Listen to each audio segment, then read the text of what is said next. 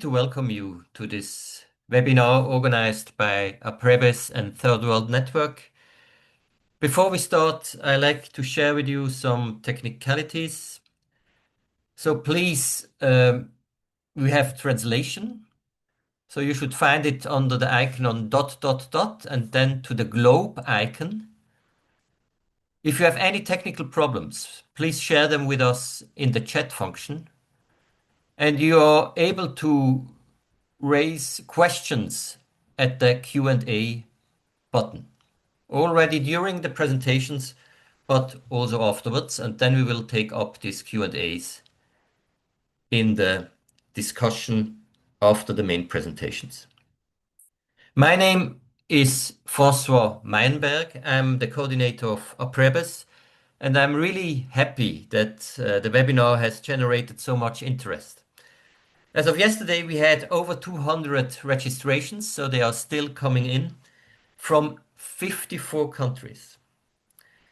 And now I'm happy to give the floor to Sangeeta. She will be our moderator today.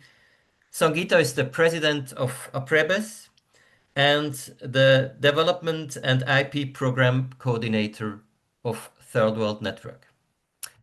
Sangeeta, you have the floor. Thank you very much, Francois. Welcome to everyone. Good afternoon, good morning, good evening, wherever you are based. Welcome to this webinar. Actually, the webinar is about a launch of a study. It's about, when saving seeds becomes a crime. And just to give a little bit background is that the idea of engaging in this study came about by a narrative that Apbrebes kept hearing when we were talking about plant variety protection and the importance of protecting farmers' rights. And we kept hearing from proponents of those that were promoting very strong plant breeders' rights in developing countries, especially. They were promoting UPOF, that the narrative was not to worry. Even if farmers' rights are reduced, restricted, limited, or eliminated, farmers will not be prosecuted. And so we kept hearing this repeatedly, that no enforcement measures will be taken against farmers, especially small farmers. So this motivated, I would say, one of the major motivations of the study. And so here we are with Karine Perschard, who is our main speaker today, who has actually done this study for us. Karine is an anthropologist and an associate research fellow at the Tech Hub Geneva Graduate Institute. And she has extensive experience researching intellectual property regimes in agriculture, legal activism, farmers' rights, and the rights of peasants, and in particular, the rights to seed. So I would hand over to Karine. And if you have any questions you have to any of the presentations, you can put it in the Q&A chat. Over to Karine. Thank you very much, Sangeeta. Welcome to everyone. It's great to see so many of you here today. Let me first share my screen.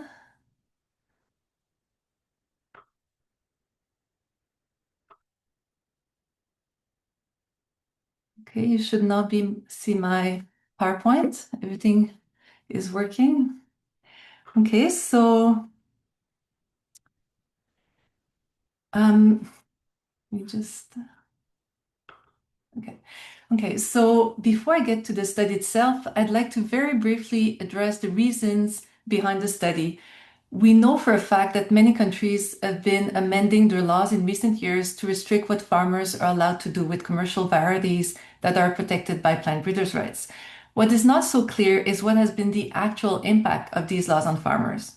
So in order to find out, we set out to answer these questions in the study. How widespread are PBR infringement lawsuits against farmers? Are farmers prosecuted under civil law or under criminal law? Have farmers been sentenced to prison for PBR infringement? And finally, and importantly, what forms does criminalization take beyond lawsuits? Karine, just slow down when you speak because there's interpretation, that's all. Yes, okay. Okay, so here's an overview of my talk, which roughly follows the same structure as the study, but of course the study goes into much more details. So first, I'll explain some key concepts. Then I'll talk about each of the 4 dimensions of criminalizations that are discussed in the study. I'll present some of the main findings and also some key takeaways. Okay, so to make sure we're all on the same page, let me very briefly define some key concepts that will keep coming up throughout my talk. So plant breeders' rights, PBR, is also called plant variety protection. The 2 expressions are interchangeable, and it's a form of intellectual property that gives the breeder of a new plant variety exclusive control over its use, reproduction, and commercialization for a certain period of time. Under PBR laws, there is what is called the farmer's exceptions or farmer's privilege, which allows farmers to some extent to save, exchange, and sell farm-safe seeds from protected varieties. Now, the terms of these exceptions are defined by a country's legislation, so they're defined at the national level, and they're constrained by whether a country is a party to UPOV. UPOV is an intergovernmental organization that promotes plant breeders' rights.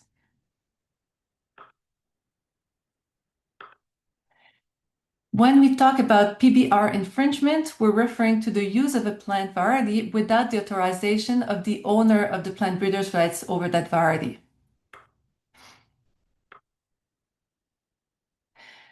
Now, in the context of the study, I use criminalization to refer to a situation in which an act of a non-criminal nature is being treated as a crime and is made liable to harsher sanctions. And this leads me to the next concept, which is the key distinction between civil law and criminal law. So for those of us who are not lawyers, a civil case is a dispute between private parties. The objective of civil remedies is to restore or compensate the injured party, usually in the form of financial compensations. In contrast, in a criminal case, it is the state that takes legal action against an individual or an entity for allegedly violating a criminal law. The objective in this case is to protect society and the public interest. So this is why criminal penalties carry more severe consequences, such as a criminal record, substantial fines, and potentially imprisonment.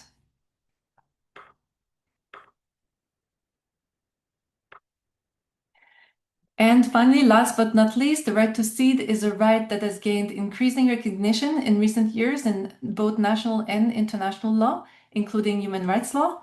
It is recognized in the FAO Plant Treaty and in 2 United Nations declarations, the Declaration on the Rights of Indigenous Peoples and the Declaration on the Rights of Peasants. Now, there's much to say about the right to seeds, but for our purpose here, let me just emphasize that the right to seeds include the right to save, use, exchange, and sell farm-safe seed, and that as a human right, the right to seeds must prevail over intellectual property and marketing laws and regulation. And that was established very clearly in the UN Declaration on the Rights of Peasants. Okay, so now moving to the study itself, the first dimension of criminalization that is discussed in the study is the push to enforce plant breeders' rights more aggressively, including under criminal law. And in fact, one of the leading industry organizations made a presentation in a seminar on this topic 10 years ago. And under lessons learned, the very first lesson was, quote, "It greatly helps if PBR infringement is considered a criminal act in your country's legislation."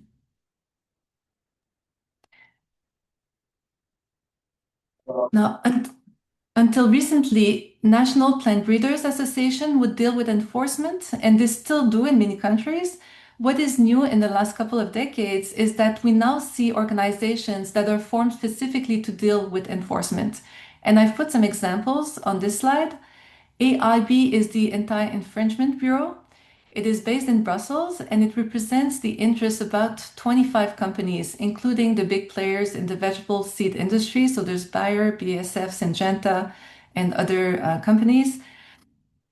The Farmers Yield Initiative is a US-based coalition that brings together private companies as well as public agricultural universities. And Jack can tell us more about it maybe.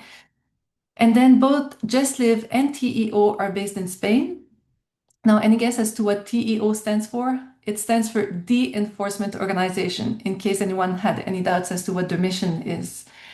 Now, on the right-hand side of this slide is an example of the type of criminalizing discourse that we see coming out of these organizations. This quote is from a general manager of AIB, who prior to joining AIB was an intelligence officer with Interpol.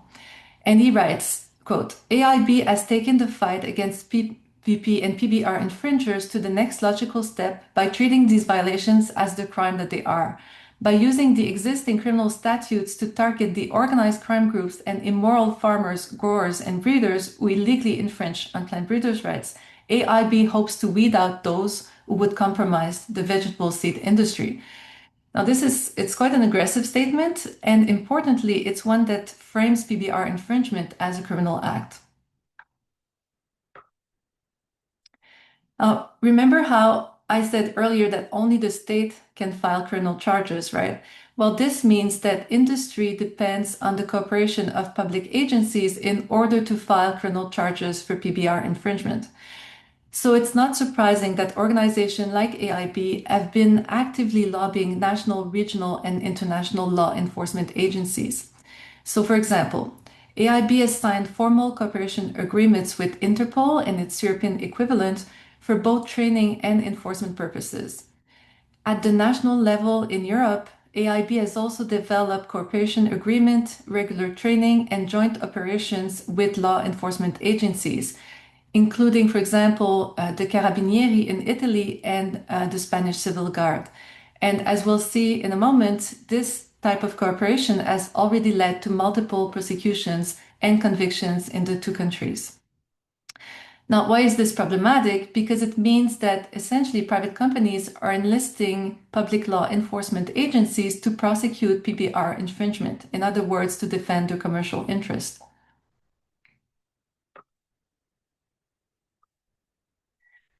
There's also an international dimension to this push. So some countries, the US, the EU, Switzerland, Japan, are using technical cooperation and trade agreements to pressure countries in the global south to enforce plant breeders' rights more aggressively.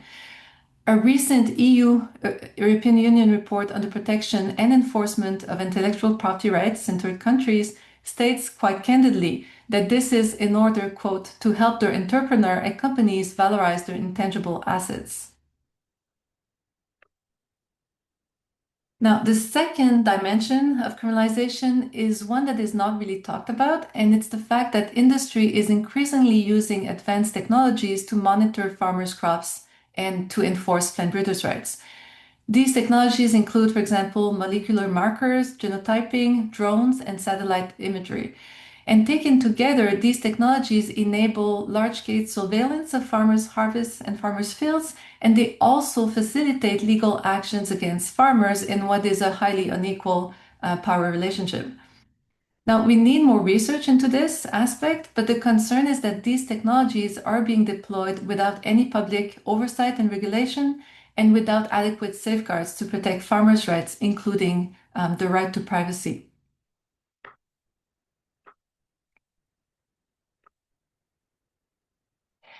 A prominent example is that of the Ori mandarin variety in Spain. This variety was developed by Israel's Agricultural Research Organization.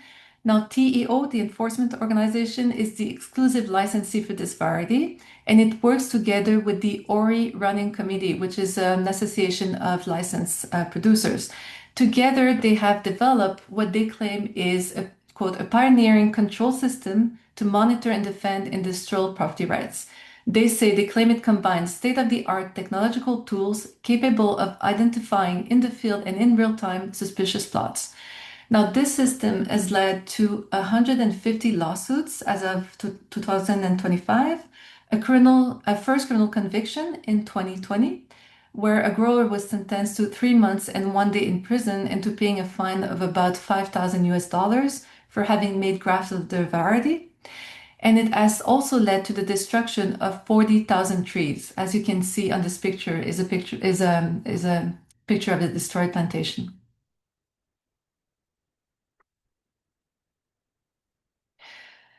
Now, the third dimension of criminalizations are civil and criminal lawsuits. And in this section of the study, I do two things. The first is to compare the laws of 15 different countries to get a sense of how countries legislate farmers' rights to seed and PBR infringement. And all this information is compiled in the appendix to the study, but I've put Brazil in this slide to give you an an idea of how this is done. So very briefly, just a few observations based on this comparative analysis of the legislation. First, out of the 15 countries in our sample, 5 only provides for civil remedies, while 10 also provide for criminal sanctions. These criminal sanctions vary considerably among countries, from 1 year in jail, for example, in the case of Switzerland, to between 10 and 15 years in the case of Ghana. And the third element that came out of this analysis is that the way in which PBR infringement is criminalized varies among countries. So in some countries, for example, Germany or Ghana, the PVP law itself provides for criminal sanctions for PBR infringement.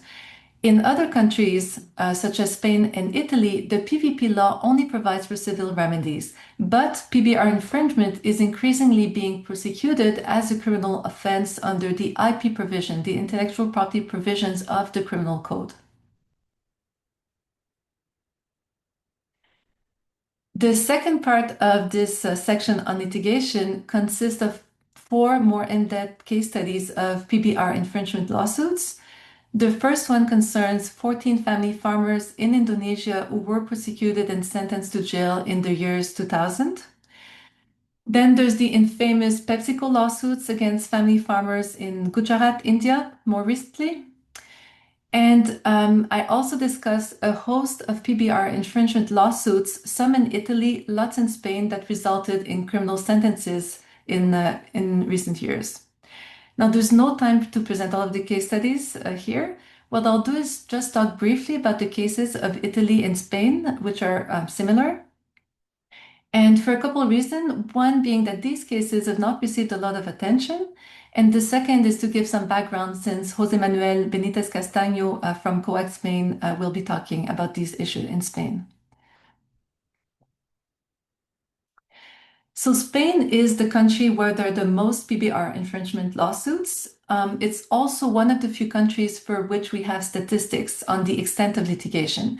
And that's thanks in part to the work of Maria Isabel Monserra Sanchez Escribano, who is a criminal law professor that conducted some years ago a thorough analysis of the criminal decisions related to PBR infringement in Spain over a period of 15 years.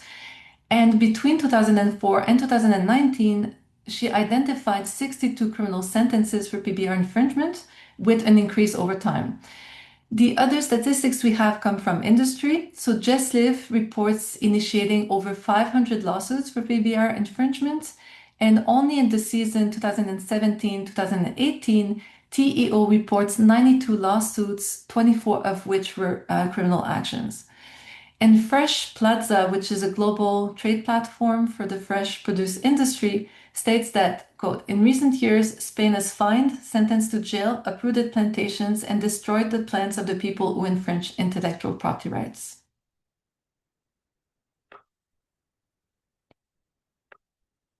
So to give but one example of a criminal sentence, in 2018, a farmer in Spain was criminally convicted for advertising seeds from a protected variety of organic wheat for sowing or bread without the consent of the PBR holder. He was sentenced to 9 months in prison and to a fine of about $5,000. Here's another example, this time from Italy. In Italy, the first PBR infringement lawsuit that resulted in a criminal conviction was filed around the same period against a tomato producer from Sicily, and was for growing a tomato variety without a license. This lawsuit was filed by AIB on behalf of Syngenta. And in this case, the judge sentenced the producer to a fine of 15,000 euros. He sentenced the producer to pay 70,000 euros in compensation to be split between AIB and Syngenta. The producer had to pay 16,000 euros in court costs, and he also received a suspended sentence of 1 year in prison. And this criminal conviction was made under a provision of the criminal code, the Italian criminal code, that states that the manufacture and trade of goods made by usurping industrial property rights is an offense punishable by imprisonment of up to 2 years.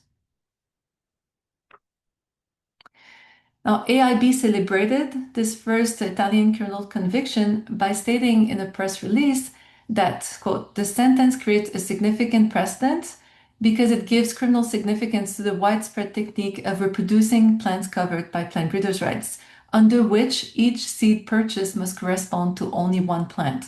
And this is a really interesting statement because to say that each seed purchase must correspond to only one plant is a denial of the right to save seed. Now, the chained tomato, I have to point this out. To me, this is a kind of graphics that you would expect to see in a civil society campaign or publication. It actually comes from a webinar presentation by AIB, sorry. Now, two more comments before I move to the third dimension of criminalization. It's important to keep in mind that cases that end up before the courts are only the tip of the iceberg. And that's because industry usually favors out-of-court settlements. And since these kind of settlements include confidentiality clauses, we have little information as to the number or content. And it's also important to say that to settle out of court is not an admission of guilt, but is a way to avoid the financial and human cost of going to court against companies with deep pockets and teams of lawyers. Oh, a quick parenthesis before I move to the fourth dimension. This is not in the study because it happened very recently, but it supports the argument, so I thought I would mention it. So Brazil is one country that does not criminalize PBR infringement. However, there was a bill in Congress just recently in February that proposed exactly that. It would have made the sale of safe seed a crime subject to between 3 months and 1 year in jail. Now, the bill was about a lot of different things, but that was one of the most controversial elements in the bill, and one of the reasons the bill was withdrawn because of the opposition of the powerful farmers' lobby in Congress. So this is not happening in Brazil for now, but it does show that there really is a push to criminalize PBR infringement. Finally, the fourth dimension of criminalization is one that is really important to acknowledge because it often goes unnoticed, and it is harassment and intimidation. And here, kudos to Sohrab Ghimiri for documenting this phenomenon in Indonesia and for coining the expression the chilling effect to refer to situations where farmers avoid what are in fact legitimate practices out of fear that they could find themselves on the wrong side of the law. For example, in Indonesia, there are reports of seed company representatives visiting farmers in the company of police officers to check on the use of PBR protected varieties and to warn farmers about the consequences of infringement. Now, this is done without any warrant or record. Now, you can imagine how intimidating this can be for farmers who are not necessarily aware of the laws and of the rights.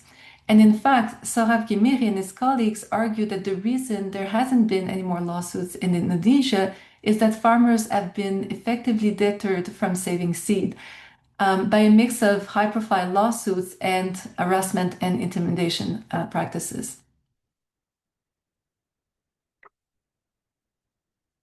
The second example of these kinds of intimidation practices are the so-called seed tip lines that are found and I've checked on every single of these organizations' websites.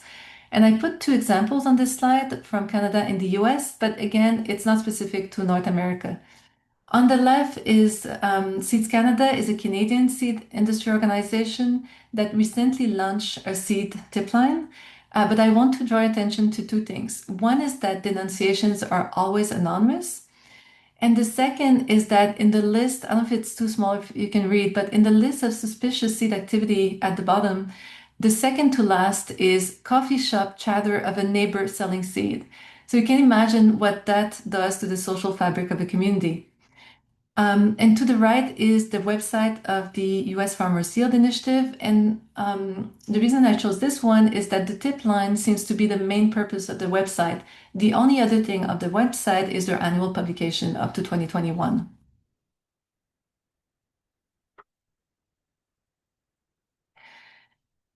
So to sum up some of the main findings, there's plenty of evidence that industry is pushing to enforce plant breeders' rights more aggressively, including by making PBR infringement a criminal offense.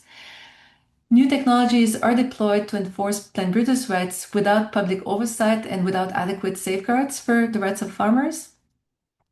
At least in Europe, there's been a marked increase in PBR infringement lawsuits and criminal sentences in recent years. The fact that public agencies and law enforcement are involved in the criminal prosecution of PBR infringement is problematic, given that public authorities have a duty to protect the rights of farmers and the public interest. It's also important to remember that court cases are only the tip of the iceberg. And finally, when talking about criminalization, it's important to look beyond the courts because since intimidation and harassment also play a role in preventing farmers from exercising the right to seeds. If there's one takeaway from the study, it would be the following. The whole rationale for intellectual property is to stimulate innovation, right?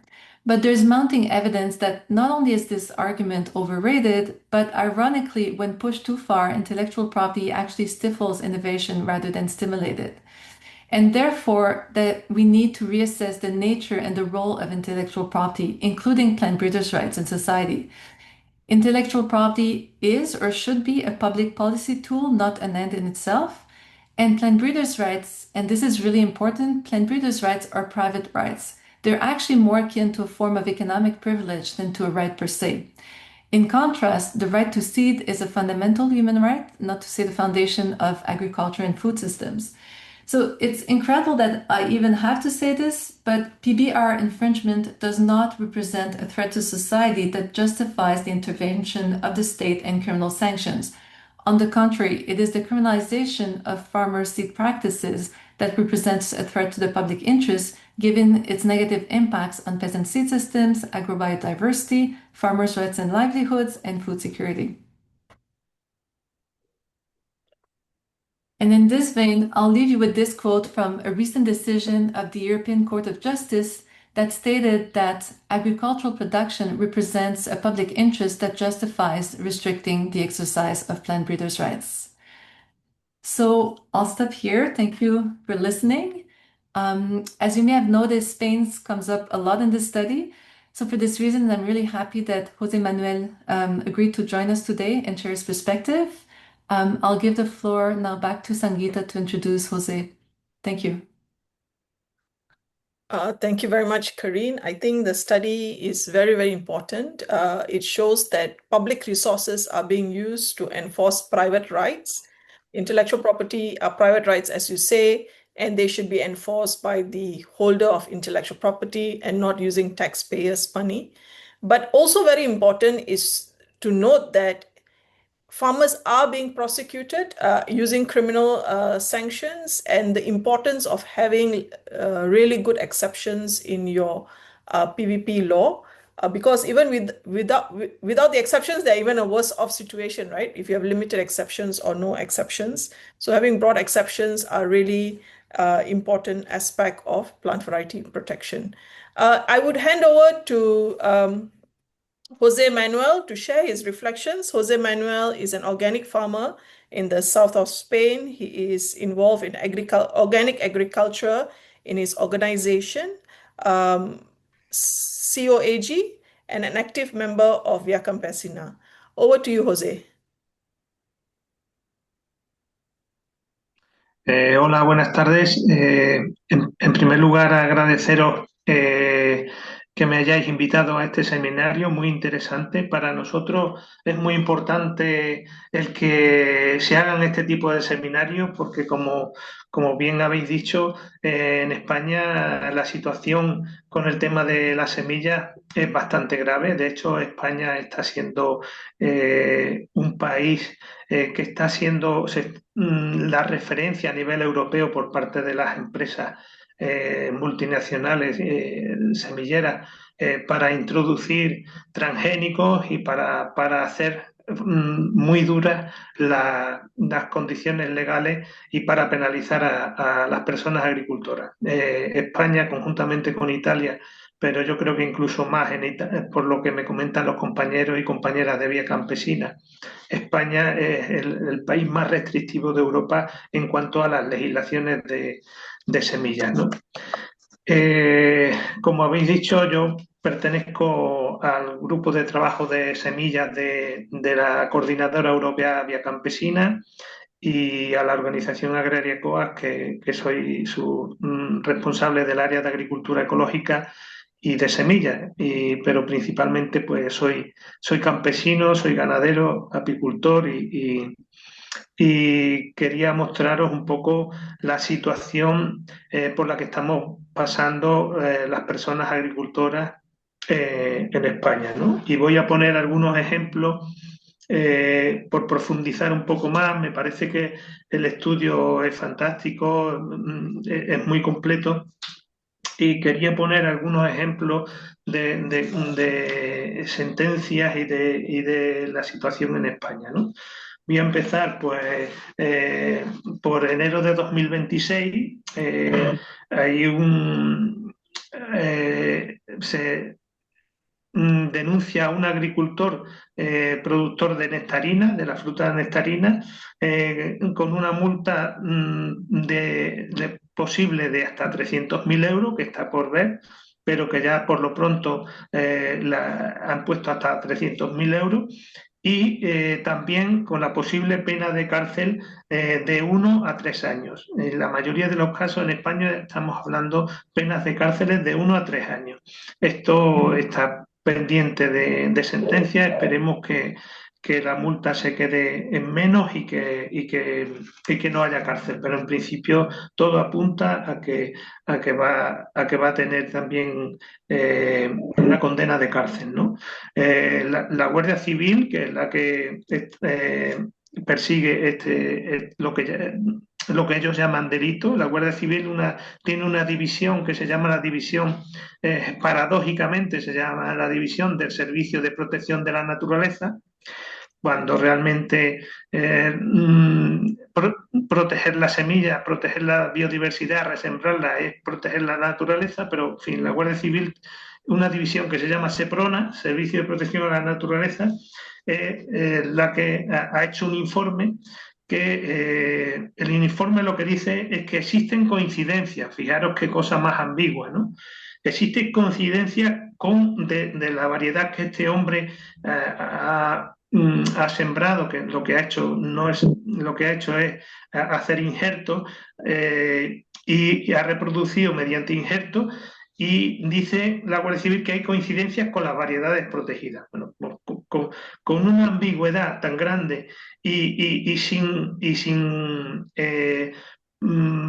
grandes medidas de reproducción, sino simplemente haciendo unos injertos, este hombre se enfrenta puede llegar hasta 3 años de cárcel y 300.000 euros de multa. O sea, esto es verdaderamente grave, ¿no?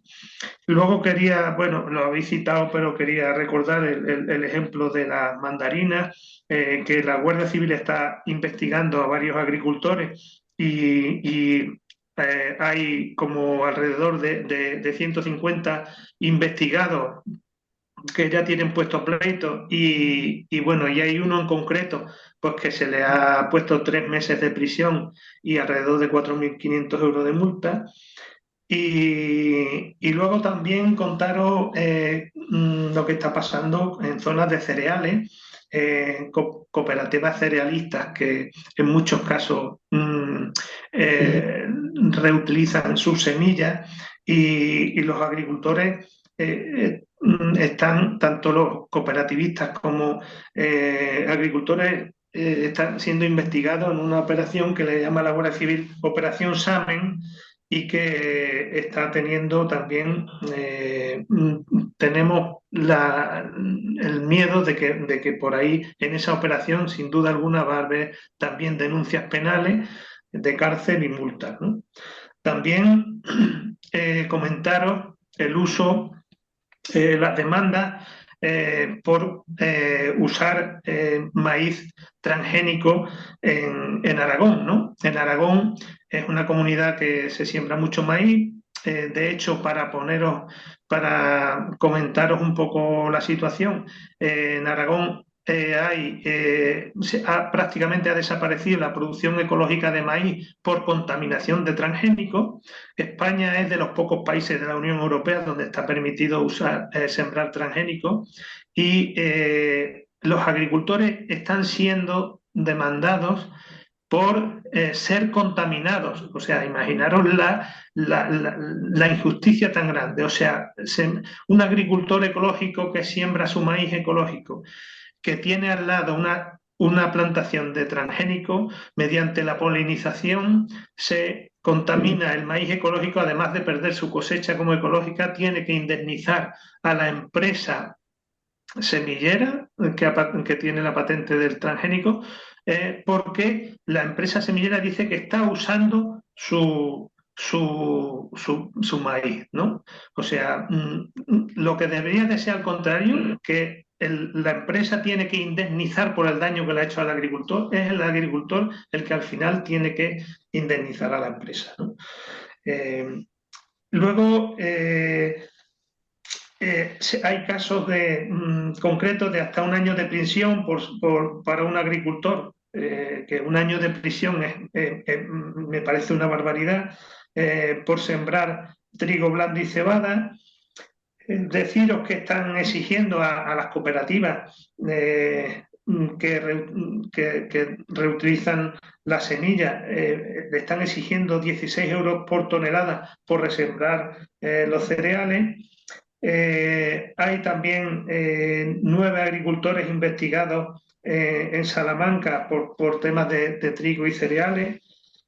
Los agricultores de Salamanca dicen que ellos lo que han hecho es reutilizar sus semillas, sobre todo de cebada y trigo, y que el material vegetal está libre de royalty, pero sin embargo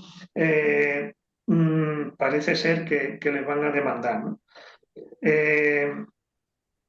Otra cosa a resaltar es que en estas investigaciones, los análisis, y en todo el proceso está colaborando la Oficina Española de Variedades Vegetales, que es un organismo público, o sea que es público. Que el problema principal que tenemos en España es que a nivel político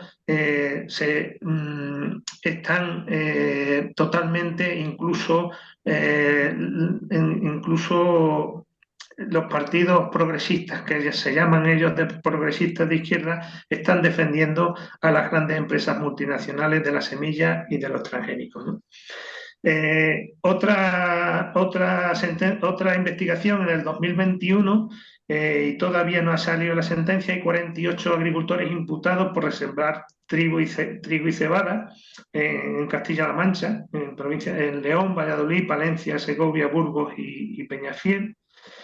Y luego en la zona de Andalucía, de Huelva, hay mucha presión, mucha amenaza, y también está habiendo denuncias a productores de frutos rojos por resembrar su planta sobre todo fresa, frambuesa y arándano. Está habiendo persecución y se están investigando y están demandando. Estos son los casos más llamativos, pero hay que decir que son muchos casos, pequeños casos, los que conocemos día a día, como en el tema de los frutos rojos, que no están saliendo en los medios de comunicación, pero que sí que están causando, sobre todo, en el caso de frutos rojos, sobre todo grandes multas a los agricultores, teniendo en cuenta además que el coste de la planta de la fresa, por ejemplo, llega a ser ya hasta el 50% del coste total del cultivo, ¿no? Yo quería luego hablar de exactamente cuál es el problema, cómo se está acrecentando el problema y qué podemos hacer, ¿no? Yo creo que está habiendo, como explicáis en el estudio, un problema importante de que se están identificando, se están utilizando nuevas tecnologías como en los marcadores moleculares, para identificar ese uso de los agricultores de la semilla. Se están utilizando en España, se está utilizando unas herramientas como son los drones y también los satélites, fotografía vía satelital, en concreto el Sentinel es un satélite que está haciendo fotos constantemente y que hace barridos cada semana y que se están utilizando para control de las ayudas PAC, pero que a su vez también se están utilizando para controlar aquellas plantaciones, sobre todo de cereales y de todo tipo, y ver exactamente, porque luego están empezando a cruzar la información y están buscando si las imágenes que aparecen en el satélite, con la foto satelital, se corresponde con una factura de esa semilla o de esa planta, ¿no? Creo que me queda poco tiempo, no sé si, pero bueno, lo que sí quería hacer hincapié en que me parece muy importante el implementar los derechos de los campesinos, ya se ha nombrado antes el UNDROP, la Declaración de Derechos Campesinos, el Tratado Internacional de Recursos Fitogenéticos, que es vinculante y que recoge los derechos de los agricultores a resembrar y a compartir, intercambiar sus semillas. También debe de ponerse fin como derecho de los obtentores a la prohibición injusta de reutilizar las semillas de granja y acabar con ese derecho reconocido por todos estos instrumentos que he comentado antes. Hay dos reformas en curso ahora a nivel europeo que me parece importante citar, que es la reforma del material reproductivo vegetal, y desde COAG y desde Vía Campesina pedimos un marco legislativo distinto para los sistemas de semillas campesinas, que reconozca sus especificidades y su contribución para la biodiversidad y para mantener una alimentación de calidad y estamos hablando algo muy importante, que es que desde la semilla, desde las plantas, parte la alimentación. Estamos hablando de que no podemos estar en manos de 4 empresas multinacionales toda nuestra alimentación, debe de haber un marco que reconozca el intercambio de semillas campesinas y como ayuda mutua entre los campesinos y no como comercialización, ¿no? Otra cosa que me parece muy importante es la desregulación de las nuevas. Jose, we will have to move. Sorry, Jose. Yeah, yeah. If we Okay. can wrap up, because we will have to move to the next speaker. Yeah. It's okay? Gracias. Okay. Thank you very much. Sorry, Jose. I think you have a lot of experience, and clearly we see a combination of various technologies. I think the satellite imagery that you mentioned, it's how technology is being used with public resources to enforce private rights against farmers that are growing seeds which are the basis of food and life. Yeah. So let me just very quickly move to Jack. Jack is going to give his reflections. He's a professor emeritus from University of Wisconsin Madison. He has written a lot and kind of mobilized on open source seed initiative using different copyleft approaches to protect, to free seed from corporate control. Over to you, Jack. Thank you very much. Greetings, friends from around the world, friends and comrades. I wish you all the best in these very challenging times.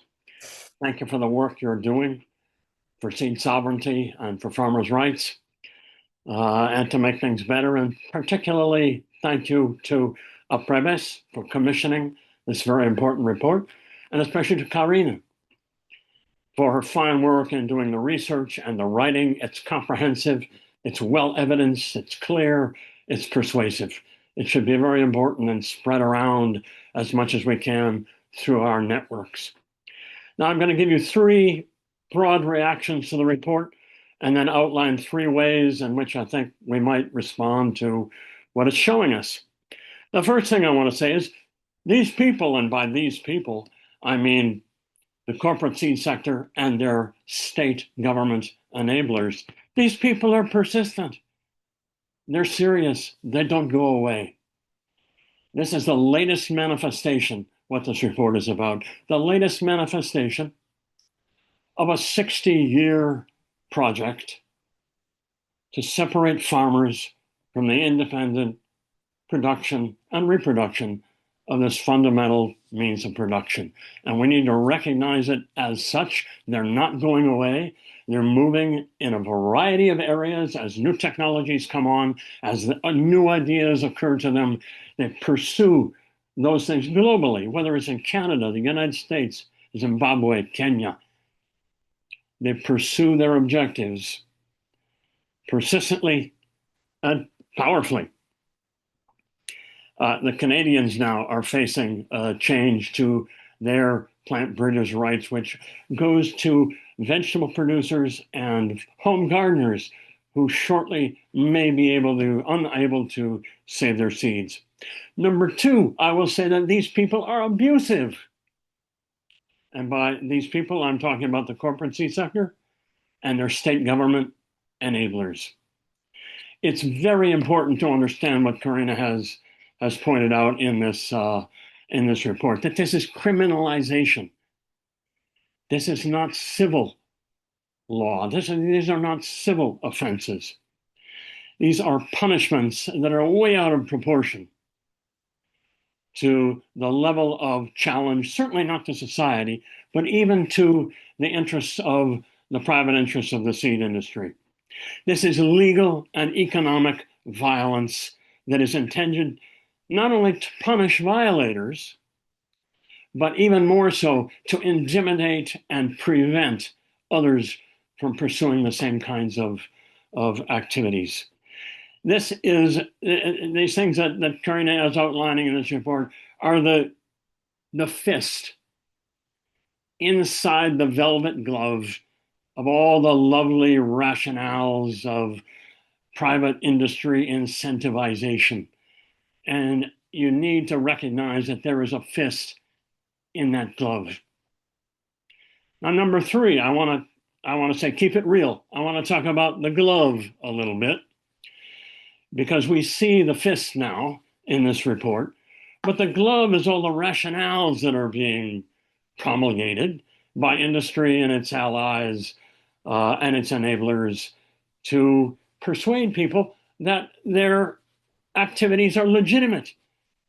I see recently in a lot of policy, and even on the progressive end of things, a new acronym, ISSD, Integrated Seed Sector Development. ISSD proposes that the corporate formal sector and the informal farmer-managed seed system sector can be integrated, that they're complementary, that they're compatible, that they can be integrated to the benefit of both farmers and industry. This is a myth. This is a falsehood. This is a misunderstanding. The very existence, and surely the growth of the formal corporate seed sector is predicated on the erosion, the destruction, the replacement of farmer-managed seed systems. And unless we recognize that hard reality, unless that is the point from which all of our tactical and strategic initiatives emanate, then I think we're mistaken. Now, those are some broad reactions to the report. What is to be done? And there are three things that I'll simply point out, which is one, resistance. Continue what we and you are doing already. That's perhaps the most important thing. And this very lovely report helps us do that to the extent that we can spread it around, put it in the press, talk about it through our networks. keep pushing back on the inevitable pressures and advances that the corporate formal sector is going to be engaged in. That's hard work. I wish it wasn't so hard, but it can be successful. We see it in Kenya, where farmers have pushed back against restrictive seed laws, and we've still got, in many places, the legal institutions which can be used and have been used in Kenya to prove the unconstitutionality of Kenyan law. So it can be done. We all need to get at it wherever we are. I know you're doing it. Thank you. Resistance. But more than resistance, number two, we need proactive action to build and create and extend the autonomous spaces, semi-autonomous spaces that do exist and can be created to enlarge the farmer-managed seed system, not simply to treat it as something to be integrated, as something informal, but to formalize it, to bring it into the market, but in the control of cooperatives and farmers, and not just farmers, but allies throughout the food system. To build such things as distribution capacity, small seed companies, to try and recover the public breeding institutions, which have largely, unfortunately, been captured by the corporate sector. They do still exist. They are committed to a public interest that is not simply a private interest. How do we get them back? How can we engage in participatory breeding projects to empower those alternatives?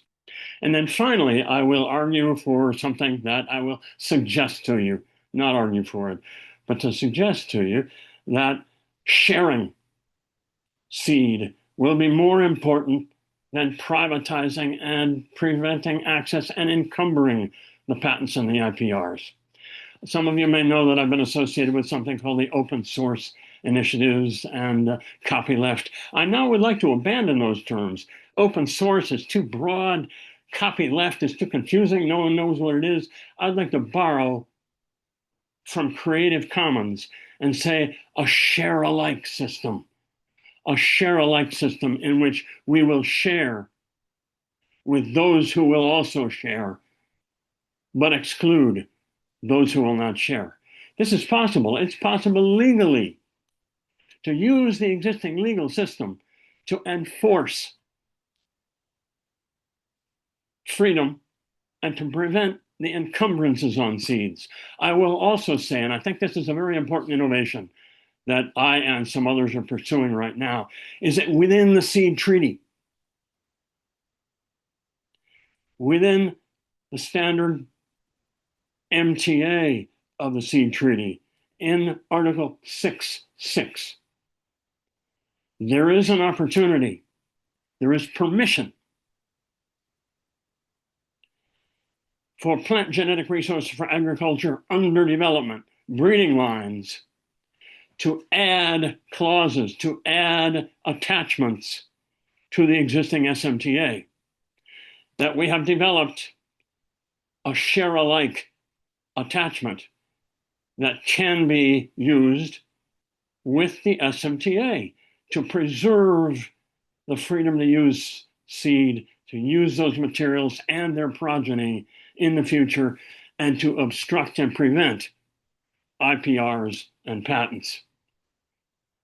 I think that this is a very interesting opportunity, but I think that, again, in resistance, to look for alternatives, to build the alternatives, not just to resist.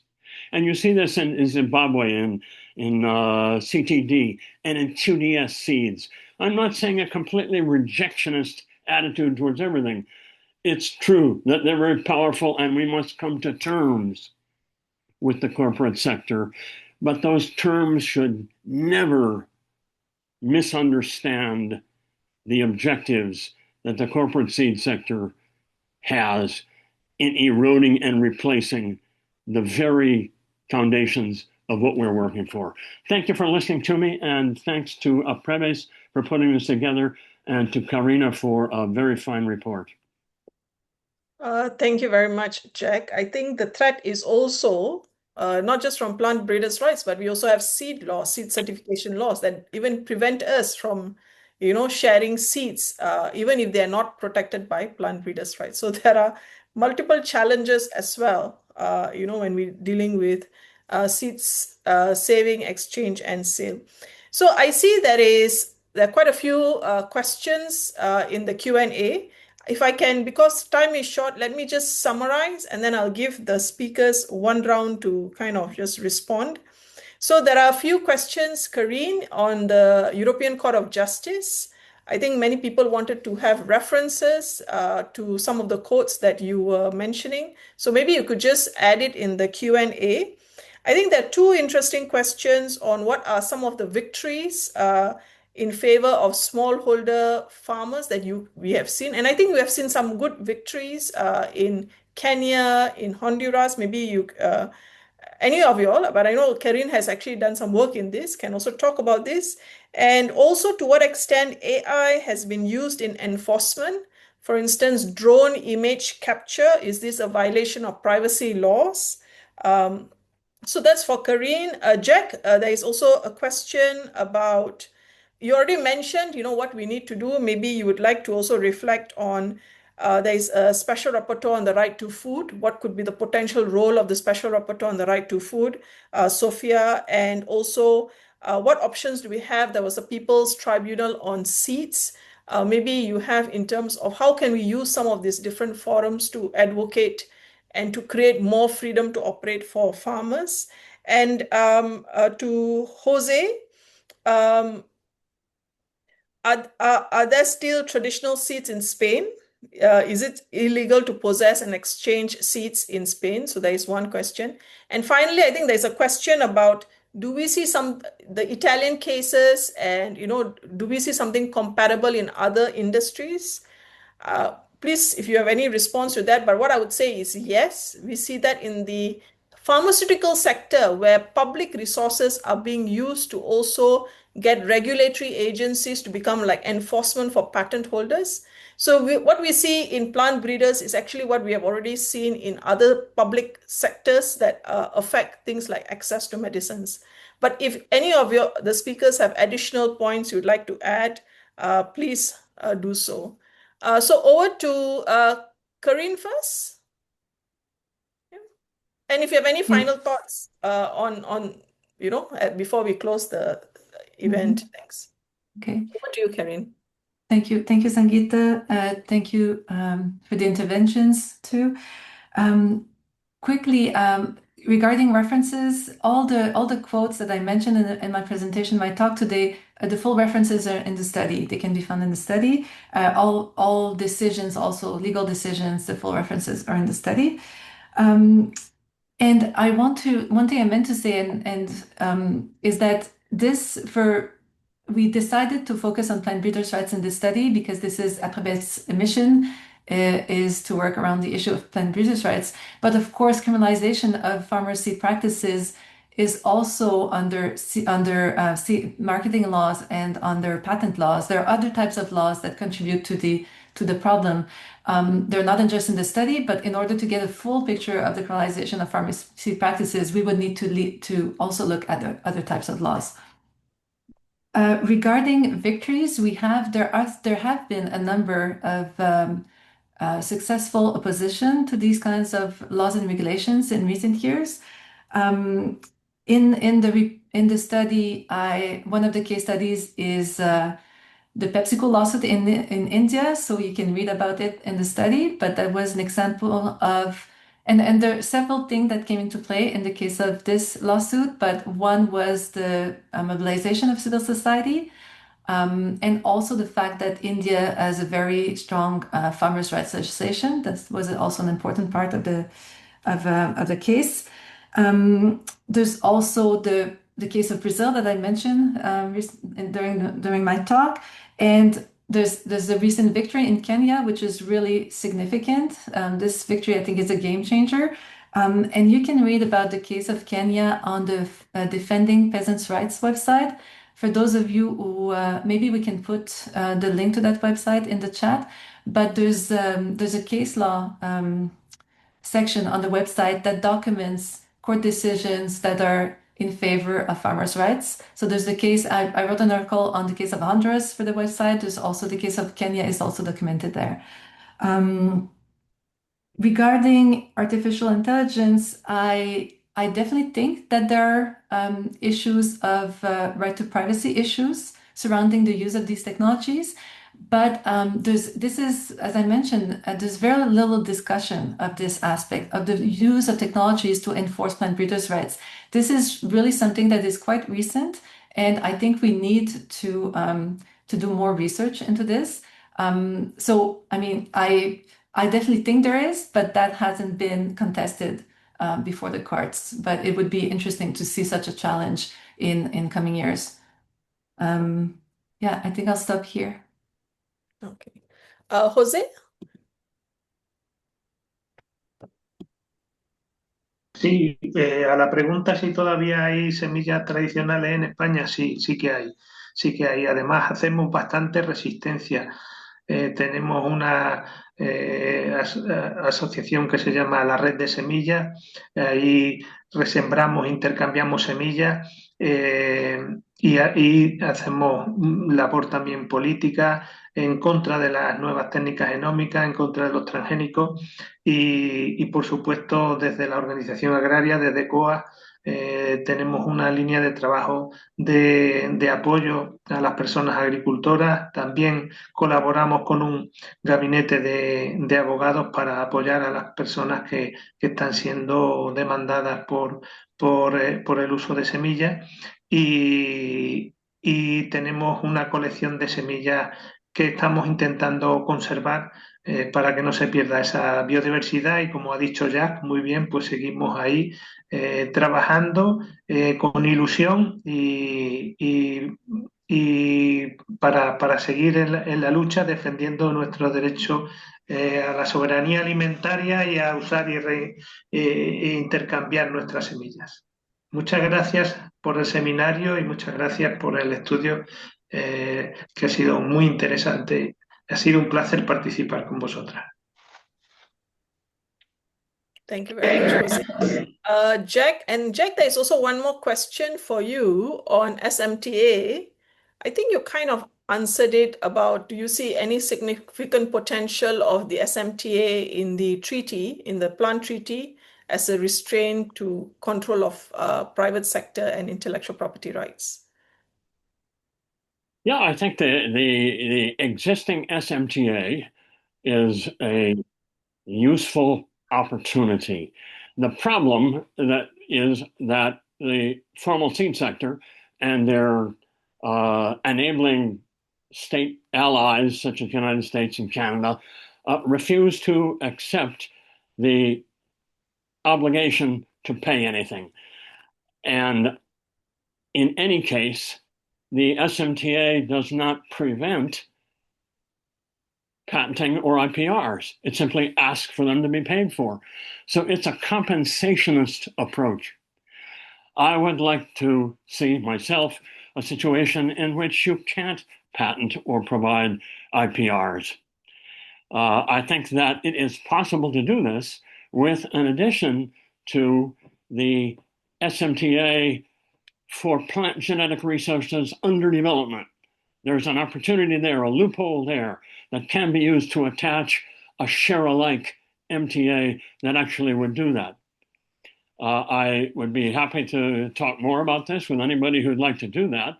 But I think that as in almost anything that we're talking about these days, including all of these reports, we're asking for reforms, push it back, change the rules. The same thing's got to be done at the treaty. The problem, of course, that we're facing in the world right now is that international law is being disregarded by a narrow range of very, very powerful states and corporations, none of which, either state or corporation, should be as powerful as they are. And the task in front of us is actually to reduce the power of both those corporations and those states. Now, that's a very, very large task. I don't tell anybody where they ought to be in the struggle against these structural pathologies that we are all faced with. So wherever you find yourself, if you want to go to the treaty and argue, if you want to go to your local government and argue, if you want to save your seeds, do it, as long as everyone is doing things at all these different levels. The way and I would like to think that there is something like human rights. There are something like human rights. The problem is that they are simply not being respected at a whole variety of levels, and that is a problem that well, we have no immediate response to except to get out in the streets and say no more Gazas, no more Irans, you know, no more abusive seed laws. And it's up to us on the ground everywhere. And I think we're coming more and more to that situation because, along with this report, the realities of the world the way it is now are becoming unavoidable to more and more and more people. And I think we may be heading towards some real openings for a variety of different things. At least that's my hope. I hope for us all. Thank you very much. Jack, I'm getting the message we should resist wherever we can resist. I think that's the message because we are seeing that, over time, our freedom, the freedom to operate has been reduced, now it's being criminalized, right? So if I can just give maybe the last word to Karine, 1 minute if you have, and then I'll hand over to Francois. If you have any last words, Karine.